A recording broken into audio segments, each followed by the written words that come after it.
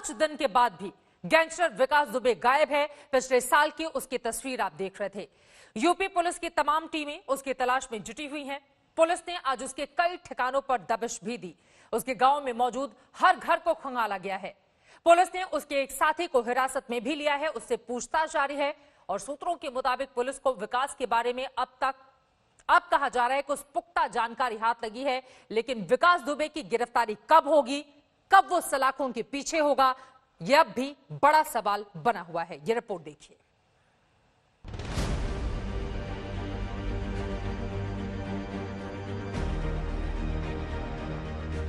आठ हाट पुलिस वालों को मौत की नींद सुलाने वाला हिस्ट्री शीटर विकास दुबे को जमीन खा गई या आसमान निगल गया।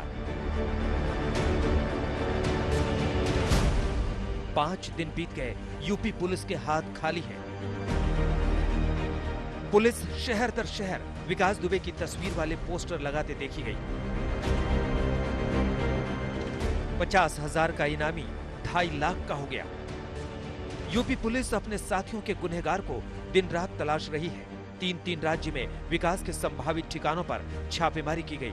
पुलिस और एसटीएफ की 50 से ज्यादा टीम विकास दुबे की तलाश में जुटी है। आज एसटीएफ ने कानपुर में विकास के करीबी माने जाने वाले जय कुमार वाजपेयी से कड़ी पूछताछ की है।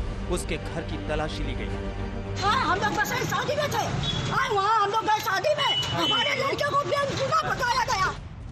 कानपुर में विकास दुबे के गांव में पुलिस एक एक घर की तलाशी ले रही है। जांच में एक घर से 3 जिंदा बम बरामद किया गया है। वहीं पुलिस ने विकास दुबे के घर के करीब एक कुएं को भी खंगालने का फैसला किया है। पुलिस को शक है कि इस कुएं में पुलिस से छीने हथियार हो सकते हैं। हम जिस जगह पर खड़े हैं यहाँ पर एक कुआं बना है जो कि गांव के बीच का कुआं है और पुलिस को शक है कि इसके भीतर भी तमाम सबूत हो सकते हैं। लिहाजा पुलिस ने इसको खंगालने का फैसला किया है। पुलिस को आशंका है कि इसके अंदर कुछ ऐसा सुराग मिल सकता है जो उस रात की भगदड़ में और ताबड़तोड़ फायरिंग के बीच में जो कुछ हुआ उस पर कुछ रोशनी डाल सकता है। विकास दुबे ने अपने घर के आसपास 8 सीसीटीवी कैमरे लगाए हुए थे। गैंगस्टर तीसरी आंख से इलाके पर नजर रखता था। पुलिस अब इस सीसीटीवी फुटेज की तलाश में जुटी है। विकास दुबे भाग तो सकता है पर बच नहीं सकता। पुलिस ने आज लखनऊ के उसके घर पर दबिश दी है। दूसरे के घरों को उजाड़ने वाले हिस्ट्री शीटर ने लखनऊ के कृष्णा नगर इलाके में शानदार आशियाना बनाया है, लेकिन अब ये भी पुलिस के रडार पर है। विकास की तलाश 3 राज्यों में हो रही है। मध्य प्रदेश में खास तौर पर मुहिम चलाया जा रहा है। एमपी पुलिस हर सहयोग के लिए तैयार है। माना जा रहा है कि विकास चंबल के बीहड़ में छिप सकता है। मुखबिर उसकी सुराग तलाशने में जुटे हुए हैं। विकास दुबे का गुनाह इतना बड़ा है कि अब वो पीछे मुड़कर नहीं देख सकता। भगौड़ा गैंगस्टर अब अपने अंजाम से कुछ पल दूर है। भागदौड़ और छिपने छुपाने का अंत पुलिस के हक में ही जाएगा। पुलिस ही इस खेल का अंत करेगी। कानपुर से रंजय सिंह और शिवेंद्र श्रीवास्तव के साथ नीलांशु शुक्ला, लखनऊ, आज तक। 8 पुलिसकर्मियों की हत्या का आरोपी विकास दुबे फरार है, लेकिन उसके दबदबे के बारे में दंग करने वाले खुलासे हो रहे हैं। दबंगई के दम पर काला साम्राज्य बनाने वाले गैंगस्टर के मददगारों का काला चिट्ठा अब दुनिया के सामने है।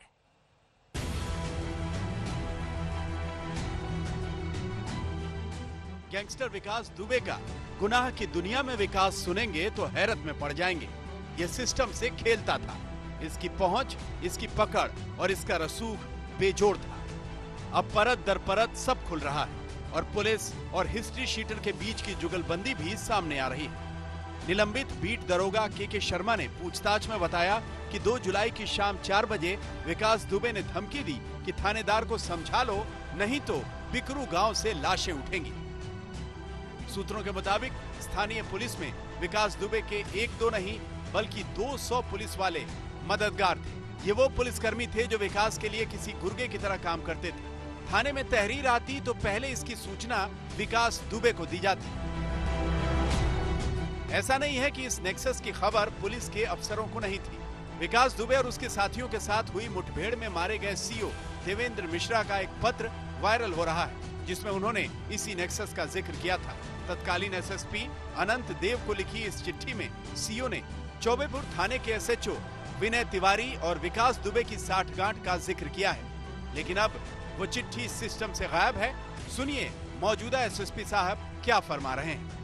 एसएसपी की कॉन्फिडेंशियल एवं जो क्लरिकल ऑफिस जिसमें जो दंड बाबू के ऑफिस सब में चेक कराया गया है। इनमें से रिसीविंग एवं डिस्पैच रजिस्टर इन दोनों में ना तो इस चिट्ठी के संबंध में कोई उल्लेख है, ना तो 14 तारीख को एसओ के खिलाफ कोई अन्य रिपोर्ट रिसीव हुआ है। इस संबंध में कोई उल्लेख नहीं है, ना कोई इस संबंध में कोई फाइल यहाँ पे पाए गए हैं। हालांकि तत्कालीन एसएसपी अनंत देव खुद ही जांच के घेरे में है। पुलिस जांच कर रही है एसएसपी ने सीओ की शिकायत पर कार्रवाई क्यों नहीं की। तत्कालीन एसएसपी अनंत देव की जांच एडीजी जोन कानपुर की जगह अब आईजी लखनऊ रेंज लक्ष्मी सिंह को दे दी गई है। लक्ष्मी सिंह जांच में जुट गई हैं। आज वो कानपुर के सीओ दफ्तर पहुंची। ये बात अब शीशे की तरह साफ है कि गैंगस्टर विकास दुबे की गुनाह की जड़ें बहुत गहरी थी। इसे खाद पानी देने वाले खाकी वाले भी थे और खादी वाले भी। कानपुर से रंजय सिंह और शिवेंद्र श्रीवास्तव के साथ नीलांशु शुक्ला, लखनऊ, आज तक। खादी और खाकी की मदद से अपना साम्राज्य बड़ा करता चला गया। ये शख्स फिलहाल गैंगस्टर फरार है और पुलिस को अभी तक उसके बारे में कोई पुख्ता जानकारी नहीं मिल पाई है। इस बड़ी खबर पर बनी रहेगी आज तक की नजर। आगे बढ़ते हुए बात अब चीन की करेंगे, जिसकी धोखेबाजी का जवाब देने के लिए हिंदुस्तान ने तैयारी तेज कर दी है। कल भारतीय एयरफोर्स ने ऑपरेशन मिडनाइट किया, जिसके जरिए चीन को कड़ा संदेश देने की कोशिश की गई है। वहीं सीमा पर अब निर्माण काम में भी तेजी लाने का लिया गया है बड़ा फैसला।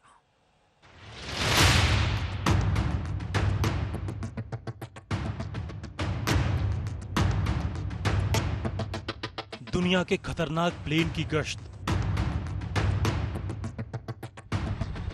चौकन्ना चिनूक, अलर्ट अपाचे, हेलीकॉप्टर से हुंकार, फाइटर भी तैयार। चीन के धोखे से निपटने के लिए भारत का ऑपरेशन मिडनाइट। चीन की हर गुस्ताखी पर हिंदुस्तान की नजर है। चीन सीमा पर भारत के ताकतवर विमान तैयार हैं, जहां चीन के हर धोखे का करारा जवाब दिया जाएगा। जब पड़ोसी चीन जैसा हो तो तैयारी भारतीय वायुसेना जैसी ही होनी चाहिए। दिन हो या रात, चीन को किसी भी वक्त जवाब देने के लिए वायुसेना पूरी तरह तैयार है और ये तस्वीरें इसकी गवाह है। आसमान में गरज रहे हेलीकॉप्टर और फाइटर विमान चीन के लिए कड़ा संदेश हैं। बर्फीली हवाओं के बीच वायुसैनिक सरहद की निगरानी के इस मिशन में जुटे हुए हैं। आज तक की टीम को एयरफोर्स के मिडनाइट ऑपरेशन को कवर करने का मौका मिला। रात 8 बजे शुरू हुए वायुसेना के ऑपरेशन में एक एक कर हेलीकॉप्टर और लड़ाकू विमानों ने उड़ान भरी, जिसमें आधुनिक अपाचे ने भी हिस्सा लिया। रिफ्यूलिंग की जा रही है, साथ ही इसकी जांच की जा रही है, क्योंकि रात का ऑपरेशन काफी खतरों से भरा होता है। हालांकि अपाचे हेलीकॉप्टर की बात करें तो ये बहुत ही एक अच्छा हेलीकॉप्टर है, खासतौर से माउंटेन वारफेयर के लिए। मिडनाइट ऑपरेशन में मिग-29 और सुखोई 30 जैसे फाइटर जेट भी शामिल हुए। सुखोई 30 भारतीय वायुसेना का सबसे ताकतवर एयरक्राफ्ट माना जाता है। बालाकोट एयर स्ट्राइक के दौरान भी सुखोई ने नाइट ऑपरेशन के जरिए अहम भूमिका निभाई थी। एलएसी के नजदीक चीन की चालबाजी से निपटने के लिए हैवीवेट हेलीकॉप्टर चिनूक भी तैयार है। इस वक्त हम आपको चिनूक ट्रांसपोर्ट हेलीकॉप्टर का ऑपरेशन दिखा रहे हैं रात के वक्त, और इस जैसे हालात चीन सरहद पर बने हुए हैं, ऐसे में वायुसेना के एक ट्रांसपोर्ट हेलीकॉप्टर भी पूरी रात ऑपरेशन को अंजाम दे रहे हैं। उधर भारत की सख्ती का असर भी देखने को मिल रहा है। सूत्रों की माने तो चीन की सेना PP-14, PP-15 और PP-17A करीब 1.5 किलोमीटर पीछे जा चुकी है। वहीं भारतीय सेना भी कुछ कदम पीछे हटी है। हालातों को देखते हुए रक्षा मंत्री राजनाथ सिंह ने भी बॉर्डर पर जारी सड़क निर्माण और अन्य निर्माण को लेकर रिव्यू बैठक की। भारत चीनी सरहद से सटे लद्दाख के इलाके में सड़क निर्माण का काम तेज करने लगा है। सरकार इस मदद में 20,000 करोड़ रुपए खर्च करेगी, ताकि चीन की हर साजिश का मुंह तोड़ जवाब दिया जा सके। लेह से मंजीत नेगी और अभिषेक भल्ला के साथ दिल्ली से गौरव सावंत, आज तक। एक और चीन की घेराबंदी जारी है, तो वहीं कांग्रेस चीन के मुद्दे पर सरकार को घेरने की कोशिश कर रही है। राहुल गांधी ने एक बार फिर मोदी सरकार पर निशाना साधा है और चीन को लेकर 3 सवाल पूछे हैं।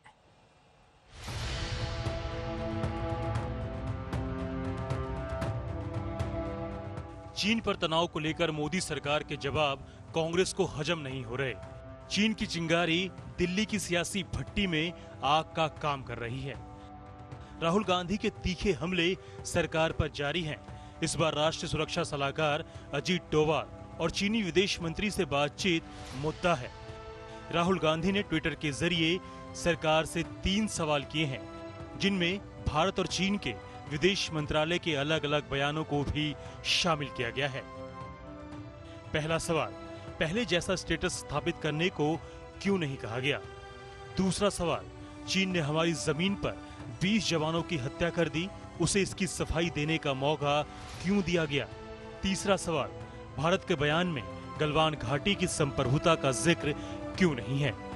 कांग्रेस नेता राहुल गांधी ने इन्हीं सवालों के साथ भारत और चीन के द्वारा जारी किए गए बयानों की तस्वीरें भी डाली। इनमें चीन के बयान के एक हिस्से को हाईलाइट किया गया है। चीनी विदेश मंत्रालय ने कहा है कि गलवान घाटी में क्या सही हुआ और क्या गलत, इसकी तस्वीर पूरी तरह से साफ है। चीन अपने क्षेत्र की संप्रभुता की रक्षा करेगा, इसके साथ साथ बॉर्डर पर शांति स्थापित करने की कोशिश करेगा। अब राहुल के इस हमले को लेकर सियासत तेज हो गई है और कांग्रेस बीजेपी एक दूसरे पर आरोप प्रत्यारोप लगा रहे हैं। देश की सेना के पीठ पर छुरा घोंप रहे हैं और बार बार सेना के प्रकरणों पर प्रश्न उठा रहे हैं और इस हद तक गिर जाती है उनकी पार्टी की। जब प्रधानमंत्री सेना के जो लोग घायल हो जाते हैं उनको मिलने जाते हैं तो उस पर भी वो मजाक उड़ाते हैं। ये सरकार ऐसी है, सिर्फ अपनी बात सुनाती है, डिक्टेट करती है।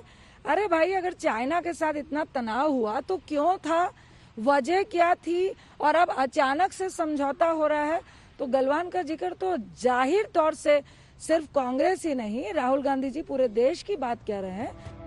बहरहाल चीन को लेकर राहुल का हमला जारी है, जो मोदी सरकार पर लगातार चीन को लेकर गुमराह करने के आरोप लगा रहे हैं।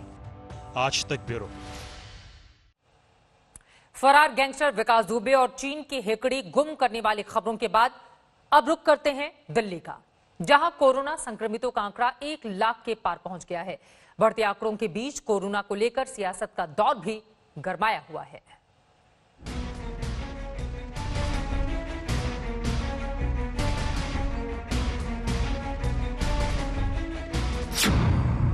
दिल्ली में कोरोना का धमाका।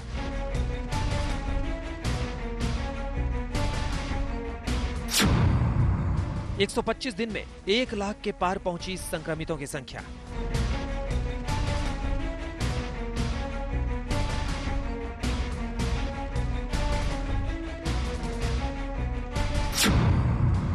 अब तक 3,115 मरीजों ने जान गंवाई है।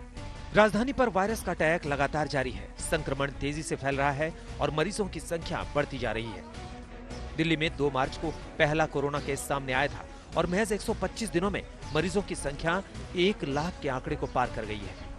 संक्रमण के मामले में महाराष्ट्र और तमिलनाडु के बाद दिल्ली तीसरे नंबर पर है। अब तक 3,115 लोग वायरस की वजह से अपनी जान गंवा चुके हैं। दिलों में खौफ पैदा कर रही इन आंकड़ों के बीच रिकवरी रेट और पॉजिटिविटी दर राहत के संकेत दे रही हैं। दिल्ली में रिकवरी रेट 71.5% है और पॉजिटिविटी रेट अभी 10% है। राजधानी में कोरोना के कुल एक्टिव केस की संख्या 25,620 है। अब तक 72,000 से ज्यादा मरीज वायरस को मात दे चुके हैं। चढ़ते उतरते इन आंकड़ों के बीच कोरोना पर सियासत का दौर भी गर्म है। बीजेपी सांसद गौतम गंभीर ने दिल्ली के बिगड़े हालात के लिए दिल्ली सरकार को जिम्मेदार ठहराया है। जब दिल्ली सरकार के हाथ से सारी चीजें निकल गई तभी गृह मंत्री जी ने अपनी इंटरवेंशन करी। उससे पहले तो गृह मंत्री जी ने इंटरफेयर नहीं किया। ना आपके पास बेड्स थे, ना आपने कैपिंग करी थी प्राइवेट हॉस्पिटल्स पे रेट्स की। जब उसके बाद आपके हाथों से चीजें निकल गई। कोरोना के खौफनाक आंकड़ों के बीच एक राहत की खबर ये भी है कि 19 दिन बाद 24 घंटे में सामने आने वाले मरीजों की संख्या 2,000 के नीचे आई है। उम्मीद की जानी चाहिए कि दिल्ली चीनी वायरस को जड़ से उखाड़ फेंकने में कामयाब होगी, लेकिन जरूरी है कि हम 2 गज दूरी और मास्क के नियमों का पालन सख्ती से करें। दिल्ली में रिकवरी रेट और संक्रमण रेट तेजी से घटा है। ऐसे में सरकार दावा कर रही है कि दिल्ली के अस्पतालों में आईसीयू बेड्स की संख्या बढ़ाई जा रही है। अब मौत के आंकड़ों पर लगाम लगाने में सरकार कितनी कामयाब हो पाती है, यह देखना होगा। पंकज जैन, दिल्ली, आज तक। राजधानी दिल्ली और महाराष्ट्र के लिए कोरोना परेशानी का सबब बना हुआ है, तो उधर गुजरात में मूसलाधार बारिश लगातार जारी है। मौसम विभाग ने अलर्ट जारी किया है कि आने वाले 48 घंटे में गुजरात में भारी बारिश हो सकती है। गुजरात में वैसे तो 20 जिलों में बारिश से बुरा हाल है, लेकिन सबसे ज्यादा नुकसान जामनगर का है। बारिश से कई इलाके पूरी तरह से जलमग्न हैं।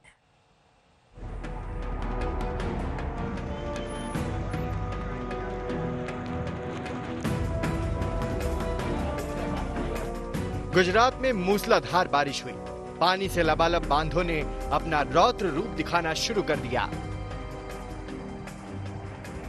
ये जामनगर का रणजीत सागर डैम है।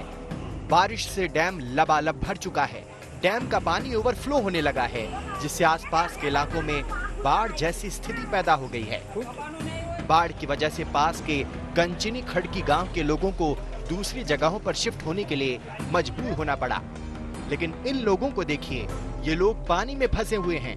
कमर से भी ऊपर तक पानी बह रहा है। पानी से निकलकर कहां जाएं, ये किसी को समझ नहीं आ रहा। एक तरफ कोरोना का खतरा और दूसरी तरफ प्रचंड पानी का प्रकोप। जामनगर के इन लोगों का मेघराज मानो इम्तिहान ले रहे हों। अब जामनगर की दूसरी तस्वीर देखिए। बारिश से शहर में पानी भर गया है। गाड़ियां पानी में डूब गई हैं।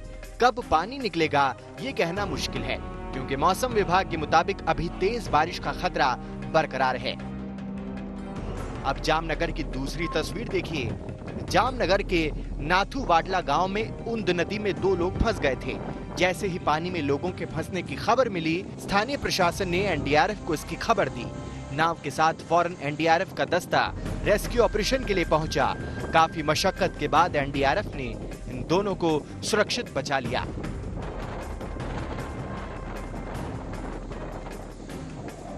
अब राजकोट के उपलेटा के वेणु डैम की तस्वीर देखिए। भारी बारिश के बाद बांध के 15 दरवाजे 8 फीट खोल दिए गए। इससे लालपरी तालाब पानी से लबालब भर गया है। आसपास के इलाकों में चेतावनी जारी कर दी गई है। राजकोट समेत आसपास के गांव में रात से ही हल्की बारिश हो रही है। अहमदाबाद से गोपी खांगर के साथ आज तक ब्यूरो। और अब बात करेंगे एक ऐसे मैच की जिसका आयोजन सटोरियों ने किया। कोरोना काल में हुए इस मैच में सटोरियों ने करोड़ों रुपए कमा डाले। जब बीसीसीआई को इसकी खबर मिली तो हड़कंप मच गया, जिसके बाद बीसीसीआई की एंटी करप्शन यूनिट मामले की जांच करने मोहाली पहुंची। मोहाली के खरब कस्बे का ये वो क्रिकेट मैदान है जहां खेले गए एक मैच ने बीसीसीआई और श्रीलंका तक खलबली मचा दी। सटोरियों ने इसे श्रीलंका के बंदोला का गांव बताकर करोड़ों रुपए कमा लिए। खिलाड़ियों ने चेहरे पर मास्क पहना और लीग की जर्सी पहनकर उतर आए। कोरोना के चलते दर्शक दिखाने की जरूरत नहीं पड़ी और यूट्यूब और सोशल मीडिया के जरिए करोड़ों रुपए कमा लिए गए। और जब जांच की गई तो ऐसा खुलकर सामने आया कि इस जो धोखाधड़ी के तार भारत में दिल्ली पंजाब में ही नहीं बल्कि कई विदेशों के शहरों से भी जुड़े हुए थे। फिलहाल मोहाली पुलिस ने रविंदर नाम के एक शख्स को गिरफ्तार किया है, जिससे पूछताछ जारी है। मोहाली के गांव स्वारा की एक क्रिकेट एकेडमी को ये कहकर दिखाया गया कि ये श्रीलंका के बांदुला शहर का होम ग्राउंड है। मैच के बाकायदा ऐड चलाए गए, पोस्टर तैयार किए गए। 29 जून को एकेडमी का एक मैच हुआ, लेकिन इसे श्रीलंका के बांदुला शहर में युवा T20 लीग मैच के तौर पर यूट्यूब पर लाइव स्ट्रीम किया गया। फर्जी मैच को यूट्यूब के साथ कई साइटों पर प्रसारित किया गया। इस T20 लीग के प्रचार के दौरान कहा गया कि इसमें तिलक रत्ने दिलशान, परवेज महरूफ, तिलन तुषारा और अजंता मेंडिस जैसे श्रीलंका के दिग्गज खिलाड़ी बतौर कप्तान मौजूद हैं। 4 टीमें बनाई गईं और फिर करोड़ों का खेल हुआ। जब इसकी लाइव स्ट्रीमिंग हुई तो बीसीसीआई और श्रीलंका क्रिकेट बोर्ड को शक हुआ और शिकायत के बाद पुलिस हरकत में आई। पूरी दुनिया में कोरोना की वजह से क्रिकेट मैच बंद है, वहीं सटोरियों की कमाई भी चौपट हो चुकी है। ऐसे में फर्जी मैच का आयोजन कर करोड़ों कमाने वाले इस कांड से हर किसी को हैरानी हुई, जिसे लेकर पुलिस आगे की पड़ताल कर रही है। सत्येंद्र चौहान, मोहाली, आज तक। इसी खबर के साथ देश तक में अभी के लिए बस इतना ही।